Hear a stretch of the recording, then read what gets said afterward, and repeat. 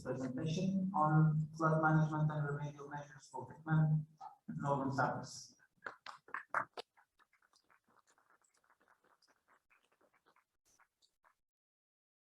Hello, my name is Noor Yaqubi, and I'm going to present our project on flood management and remedial measures for Dikmen, Noor and Cyprus. We did this project with Dr. Hassan and Dr. Berto in the 2016.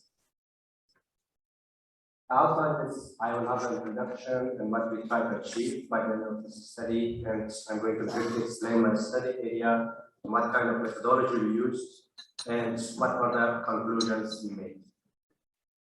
So let me start by defining what's flooding. Flooding is usually the overflow of water beyond its natural limits.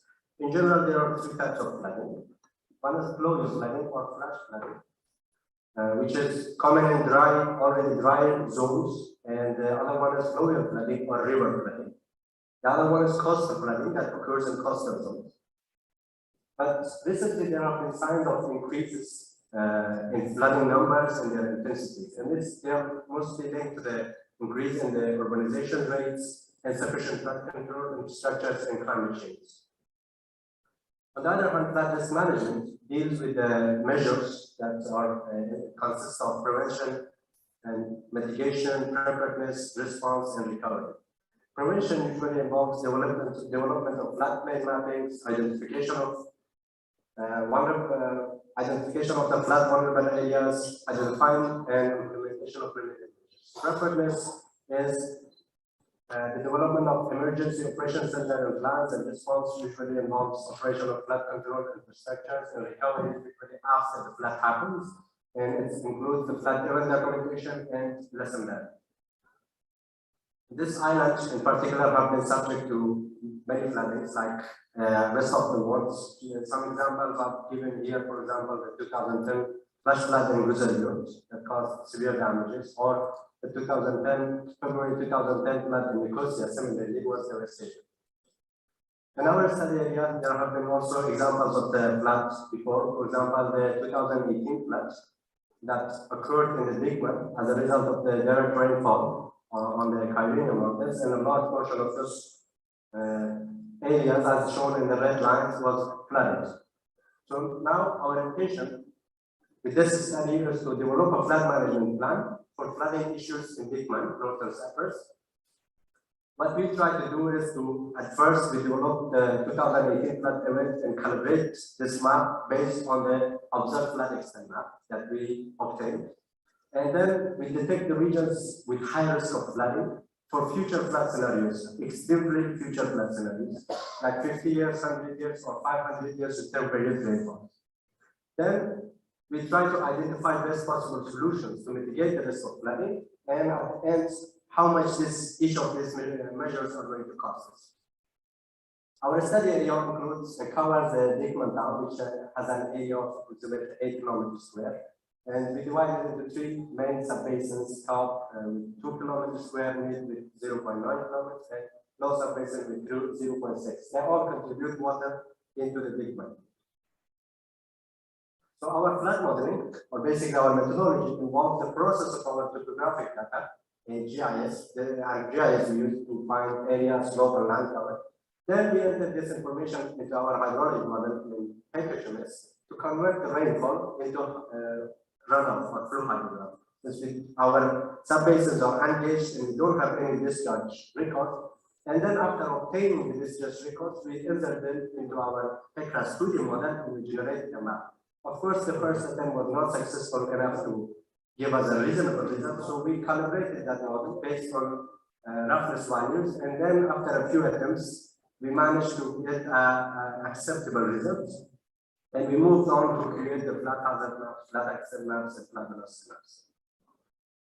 So at the first model we developed, we converted the rainfall hydrographs into runoff. Then we inserted this.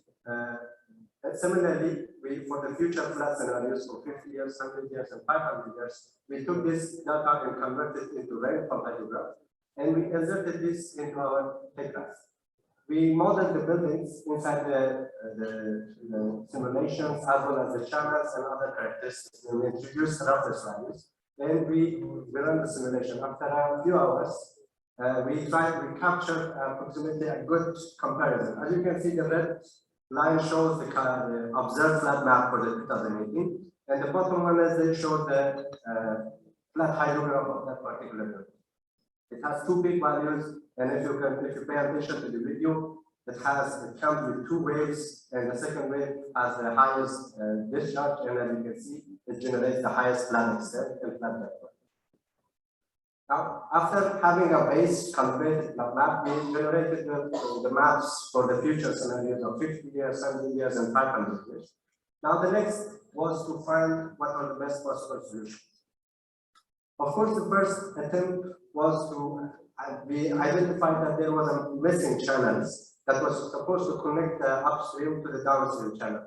So this was our as a first mitigation measure. We considered this, and we, based on the information from the authorities, the maximum depth and width that we were able to give to this channel was 4 meter width and 1.8 meter depth.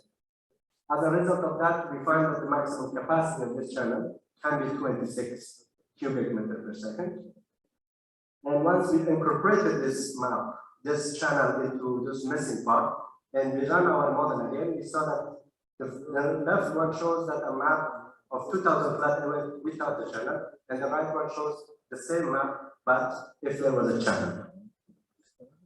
Similarly, we did for the future flat scenarios of 50 years, 100 years, and 500 years. 400 years, we can see that the channel can mitigate the risks to a high degree, and for the 500 years, there is some level of risk left. However, the majority of the risks are emitted. The next thing was consideration of the reservoirs as a mitigation measure. Since it's one of the most sustainable and people prefer this reservoirs because of their capability to store waters. However, we indicated that if we consider reservoirs, the most optimum size and what the most possible size of the reservoirs would not give us a reasonable flood control numbers. However, we try to use this reservoirs as flood control. So we decided to add increase the significant impact of the bottom of that with 0.5 or with a pipe with 1 meter or with 1.5 meter.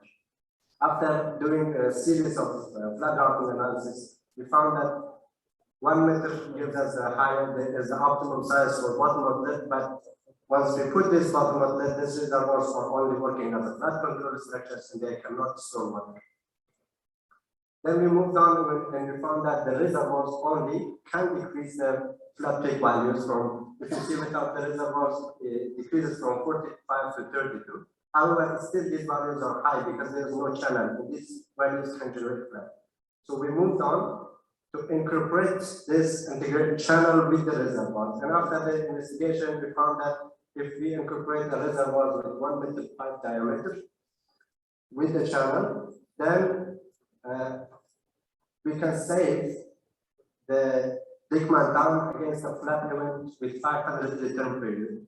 However, for the 2018 flood events, because the peak value of that particular event was so high, it's still some degree of flooding will occur. However, the rest will be limited. And that is that's a very unique event.